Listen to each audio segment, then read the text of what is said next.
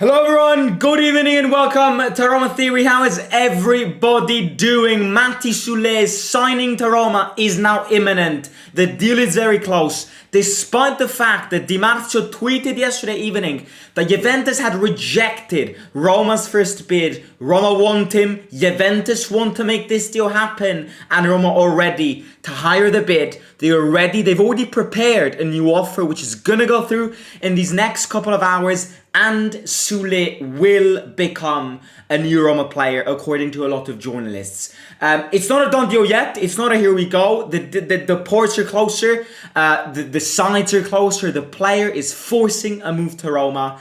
And this deal is really could happen. Maybe even at the start of next week. Also, En-Nesyri. The deal is getting complicated. It's almost collapsed. It's almost off. Fenerbahce have prepared a better offer. And he's going to go to Fenerbahce. Do I care? No, I don't. I'm actually quite happy because we can get a better player, and I truly believe that we are going to get a better player. If we're serious enough, if we're serious in the investments we want to bring, then we are going to get a better player than Yusuf En-Nesyri. It just takes a bit of discipline to identify the player, and then obviously some financial effort. I got my jersey. I got it. Mancho. It's Mancho's here. Yes, it is. It is. It's Mancini's season. I had to get him. I was doubtful between him, Paredes, and El Shaarawy. But I went with Mancini. You just can't not choose Mancini this season. After the season he had, scored in the derby. He's the Lazio fans' biggest nightmare. He's the guy to put at the back of your kit this season. But yeah, the jersey looks fire. In real person, it looks even better. You know, it really does. I actually thought it was going to be worse. The color is great because it's not actually that dark. I mean, it's darker than the usual Roma kit, but it's not that dark. The gold is amazing. I personally like the logo. I know the logo received a lot of criticisms because a lot of fans wanted the traditional wolf and not the new logo. But the only thing which kills it is the sponsor. There's also a little detail over here, which says like Forza Roma and something. It's a nice kit. Again, it's not a 10 out of 10, but it's an 8 out of 10. Easy. Right, let's get into this. Matias Soule. Now, latest news. Yesterday evening, a lot of Roma fans were worrying because Di Marzio, following a tweet from Fabrizio Romano, posted that Juventus had rejected Roma's first bid of 25 million, bonus included. And a lot of fans were worried by this.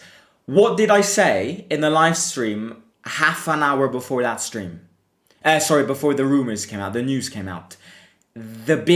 The first bid was inevitably going to get rejected because it was a bid in Roma's direction to try and break the waters, to try and understand what Juventus wanted, what Juventus financially wanted, and they also wanted to see if the 25 million plus the player really wanting us could lower the price tag. Juventus said no to that bid, but it was inevitably going to happen. So it's not something to be scared about. It's something that, it's something that Roma also understood. It's something that Roma expected. First bid was inevitably going to get rejected. Second bid is going to go through in these couple hours. Now look, this is what a lot of experts are saying. Juventus are still asking a sum of around 30 to 35 million. That's what Juventus are asking. Roma's second official bid is going to be around 28 million plus bonuses, which could be easy or hard to achieve. That's what I've read. So it's not going to be a total increase. Why? Because Roma want to be careful with the money they spend, and they still believe that player pull can be massively decisive and can massively decrease that price tag that Juventus are aiming for. Adding on to this, Juventus kind of want to get this deal done because they are not in a hurry to sell Soulè. They're not in an urgency to sell him, but they've placed Soulè as the potential player to sacrifice to fuel up more signings. Juventus really want Todibo in defence and Cup Miners in the middle. And in order to get these two players, Juventus need to complete some signings. Chiesa has no offers, so Soulè is the player that Soulè is the player that Juventus want to sacrifice to get the money from. So as much as, yes, they're aiming to cash in on him, they want to sell him quick because they want to accelerate on the other deals. And player pull is going to be crucial. It's going to be vital. Soulè is pushing for this Roma move. Soulè has contacted De Rossi, Dybala, Paredes. He wants this Roma move. He's told his camp and his agents to persuade Juventus to not complicate the deal. And I think the second bid is going to be the bid. I think the second offer is the offer that they're going to accept, because it's always like this. He really wants us. They kind of want to sell him because they want to get things done. They know that Roma won't offer 35 million in their second bid. And they know that 30 million isn't bad for a player who had one great season in the Serie A. And other than that, he's an ascending player because he still needs to grow. So I think if the new offer touches the 30 million, so it could be a 30 million base offer. It could be a 28 million with a 2 million easy bonuses to achieve. If it's something like that scrapes the 30 million, I think Juventus are going to accept. Which is why the parts are closer than ever, and which is why a lot of people today have said that this deal is going to happen at the start of next week, and that Soulè will become a Euro player. And again, as always, let's touch our balls. Let's not jinx this. Grattiamoci le palle, come si suol dire. But yeah, he's 90% gonna become a Roma player. Look at me completely jinx this now. But no, jokes aside, it's imminently gonna happen. Now again, I was listening to this radio podcast this morning, which said, why are Roma fans pumping Soulè up so much? Because if he's got the potential of becoming a world-class player, then why would Juventus sell him? Look, part of this is true. If he was gonna become the new Dybala, then Juventus wouldn't sell him. Juventus wouldn't have an urgency to sell him. But Juventus don't really have an urgency to sell him. Yes, they need to complete other signings, and yes, they need the money for it. But Thiago Motta never said, Giuntoli never said, and Juventus's board never said, Soulè will be the player that we are going to sell to fuel up those transfers. It's something that they decided in the middle of the transfer window, kind of seeing how the circumstances were going to evolve. So, and deep down, I agree. If he had a future, if he himself, if everybody sees him as the new Dybala, then why would Juventus kind of accept a 30 million bid for him? And that is true. But I think it's the perfect investment. I've already said it many times. This is the investment that Roma needs. This is the investment that De Rossi needs. Because De Rossi signed a 3-year contract. With a manager signing a 3-year contract, you need a project which is worth 3 years or more. You can't just create a project full of injury-prone players, great mentality players, old players, to try and succeed in year one. And then if all of this goes wrong, we blame the manager. If you give a 3-year contract to a manager, you need to kind of create for him a 3-year project. It's kind of, again, the way I see it is, you've got this branch and you've got the other branch, and that's kind of where they meet. So I think it's very important to continue with these investments. Now, these investments are expensive. Yes, they are. Because a player who's young, who's coming from a powerful team like Juventus, won't cost you less than 25 million. But if we really want to make this jump, and we need to make this jump in trying to escape this ocean of mediocrity, then these are the investments we need. Because in 5, 4, even 3 years' time, we're going to be very thankful because of these investments. So, and this kind of brings me to En-Nesyri. Simo, are you disappointed that En-Nesyri has found an agreement with Fenerbahce? No, I'm not. Because I never saw En-Nesyri as the investment that De Rossi needed. Regardless of whether De Rossi really wanted him or not. It's always great to back the managers. And if De Rossi really wanted him, maybe we should have actually given him a financial effort and tried to sign him. But the way I see it is, my narration of the book is that De Rossi really wanted him because he was the only one that Guy Zulfi and the Fredkins wanted to invest in. And that's kind of a different scenario. Because he was probably the one with less competition, the fact that Turkish teams and Saudi bids wanted him only, and the fact that he is going to go to a Turkish side, the fact that there wasn't much competition, the transfer fee wasn't immense. Guy Zulfi and the Fredkins were like, hey look, Daniele, how about this striker? Does he intrigue you? Because he does really intrigue me in terms of finances. I wouldn't need to pay much, and nobody really wants him, so I could really give him to them. And then of course De Rossi, emerging manager, doesn't have the balls that Mourinho had to go, no, I don't want him, get me someone else. He kind of went, well, he's not bad actually, I'd prefer somebody else, but deep down he's not bad, yeah. So, and these are two completely different scenarios. We need somebody who the manager really wants and the manager really believes in his system, but that also fulfills the criteria of this project. And you can't be telling me that En-Nesyri fulfilled the project, the criteria of the project. He didn't. And ultimately, what does this show you once again? The fact that he found an agreement with Fenerbahce means that above everything, he was putting the money. And what did De Rossi say in the last press conference of the season? After we were eliminated from Bayer Leverkusen, after our season felt like it was over because we couldn't get the Champions League, after that Atalanta defeat at the end of the season, De Rossi in the press conference said, it's been another failure of a season, I tried my best. Moving forward, the key solution is getting players who want to be here. Getting players who are hungry to be here.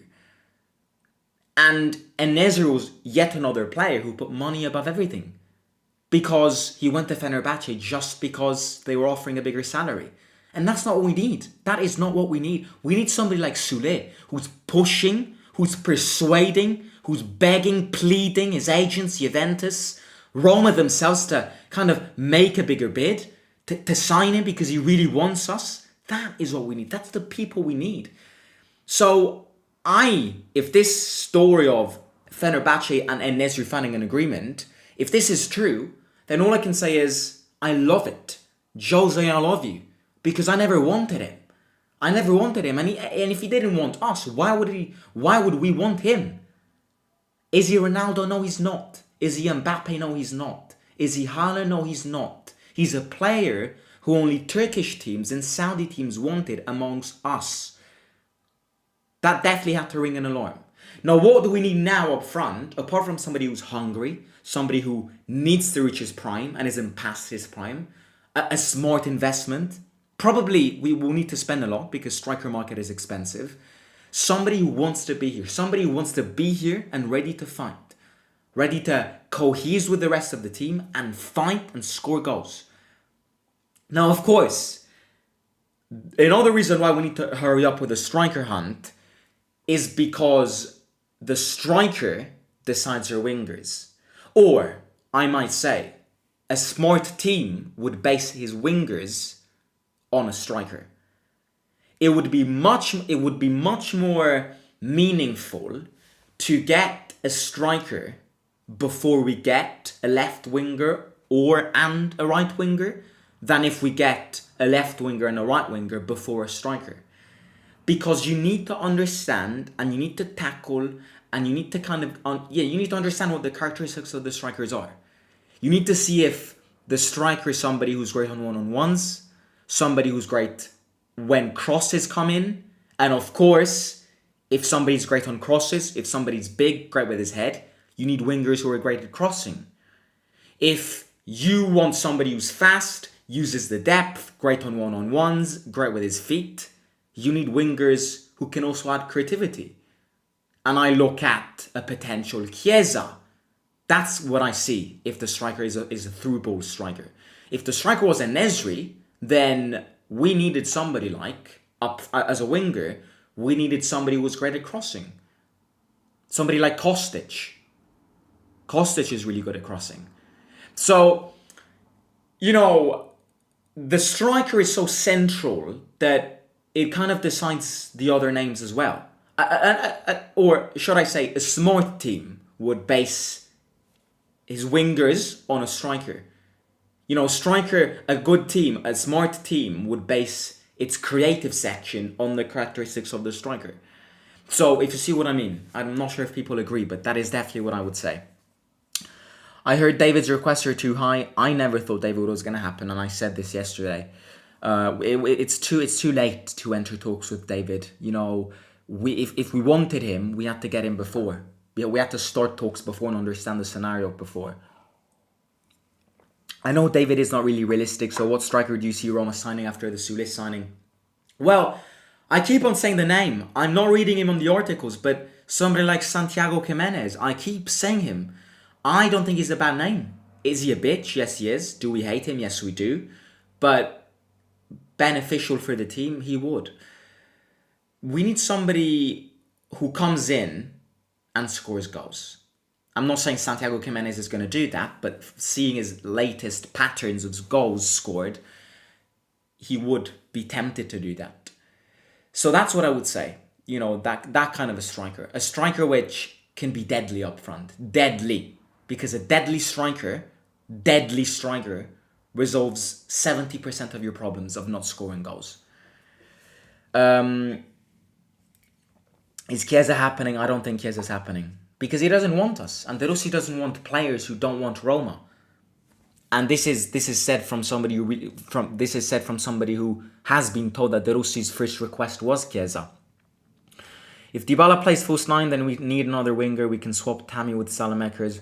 We should get Don and Doy, great super sub winger, fast and good with the ball. He's a great name. He's a great name as a winger, but I think his value is skyrocketed after the Euros and the Bologna season. Our last hope of getting a striker will be Soulè. Well, I'm going to be honest with you. I'm not a big fan of Soulè either. He's great. He scored many goals last season, but 38 million for Villarreal's striker? I would never do it. I'm not Roma's owner. I don't decide. But if I was the Roma owner, I would never spend 38 million on Soulè. Never. He had a great season, unbelievable season, world-class striker season. But before this season, what did he have? Consistency is key, remember. It's so confusing. It's so confusing choosing good players. I know it is. But it's kind of where we are. We need to be smart. Otherwise, why are we even investing the money on these players? Ho letto 28+3. Anch'io ho letto 28+3. Your opinion on Fredkin not buying Everton? Well, it's great news for us. It's great news for us. It is. It's really good news for us. If we spend 30 million on Soulè, can we still spend 30 on a striker and 20 million for a right back? If the player, according to the Fredkins, fulfills the ideal project name player, then they will invest the money. Which is why, you know, Juventus rejecting the first bid didn't put Roma out of this Soulè race. It put Roma even more into it because they really want him, because he's the investment that's leaning towards the project that they want to build. Who's on the back of your shirt? Mancini. Tomorrow's Chiesa's marriage. Is Evan Ferguson possible? I don't know. Striker market is terrible. Striker market is terrible. And it's terrible when you're in a hurry. Because when you're in a hurry, then we'll end up rushing. The striker had to be the position that we had to cover first. Because of the complexities in the striker market. But again, we're delayed, yes. I'm faithful, as always. Heads high. We'll be there. Whatever we'll get, we'll get. But we need to push the Fredkins in. Now that Everton has collapsed, put more money into Roma. Do. All of that money that you were willing to spend in Everton, spend it on Roma. Why not? So yeah. Roma needs to loan Ramos from PSG. That's not a bad name at all, but is it realistic? I don't know. I know David is not realistic. So what striker do you see Roma signing after the Soulè signing? I already said, somebody like Jimenez. Somebody along the characteristics of Gonzalo Ramos, as Anad just said. Somebody fast. I want somebody fast up front. Somebody fast who also drops down, helps the team, isn't too slow, fast, agile, deadly. Fast, agile, deadly. That's what a striker needs to be. So yeah, that's it. Look, I'm gonna catch you. Oh yeah, I do have a little quick announcement to make. Now, after the derby back in April, I received this email from this great kind of project in Spain, in Bilbao. It's kind of this football assistant volunteering project, kind of helping, showing your football skills, football knowledge, football passion, and volunteering to help some underprivileged communities of the city of Bilbao in Spain. I am leaving tomorrow. They kind of offered this opportunity. I think it would be a very enriching opportunity. So just a little notice for everybody who watches the streams, the videos on a daily basis. I will be in Bilbao starting from tomorrow. I'm gonna do this volunteering football project for all ages, kids, and I'll be there for the next 2 weeks. Now there will be videos because of course I've got my accommodation shared with 2 other lads. Very curious to meet them tomorrow. I have a lot of free time roaming around Bilbao. Apparently I've been told it's a very good city. I'm definitely going to film something, maybe even the Athletic Bilbao kind of video of the stadium. Europa League final next year is there, so eyes open. So that could be a good video. So yeah, just to say that I will be doing and kind of fulfilling myself, determined to do this volunteering project over the next 2 weeks. But there will be videos. I am not sure if there will be daily videos, but if, a breaking news come out, trust me, the video will go out. There won't be live watch-alongs of friendly games over the next 2 weeks. But yeah, I just hope you understand this. I've been kind of told this, I was invited, we looked into it, I'm going with a friend. It's really, really nice, and it is going to be a great opportunity. So I am leaving tomorrow for the next couple of weeks, but there will be videos. If one day I don't go live, or if one day a video doesn't come out, just to prepare you that I'm alive, nothing serious happened.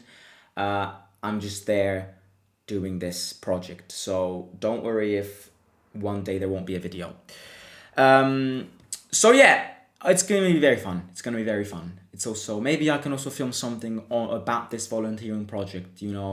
Football is a passion. Roma is a passion. So when it comes to sharing the passion, not teaching, I'm not a manager, but yeah, making other kids, people happy about the passion that you are and that you have, then I definitely advise everybody to launch yourself in these things because they are very, very fun, enriching, and also, what can we say? Kind-hearted. So yeah, I'll be there. Don't forget to hit the like, subscribe to the channel. Di Marzio will say something tonight. He normally does every day. He's got that TV show where he speaks about the transfer rumors. So maybe we can get a good update on Soulè. Soulé's signing is imminent. En-Nesyri signing is off. Striker hunt is going to get big. And Soulè is also going to get really big next week. I'll talk to you all soon. Don't forget to hit the like.